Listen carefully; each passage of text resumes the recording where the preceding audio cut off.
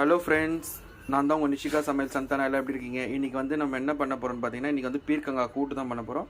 அதுக்கு வந்து நான் கடாய் வச்சுட்டு எண்ணெய் ஊற்றி வச்சுருக்கேன். சரிங்களா? இப்போ வந்து கடுகு சேர்த்துக்கலாம்.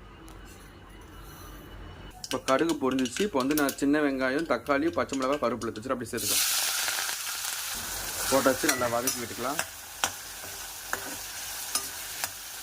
இப்போ வந்து 1/4 ஸ்பூன் வந்து ஜீரக பொடி போட்டுக்கலாம். குறைனா நல்லா போட்டு வதக்கிக்கலாம். கரம் மசாலா ஒரு ஸ்பூன் போட்டுக்கலாம். சரிங்களா?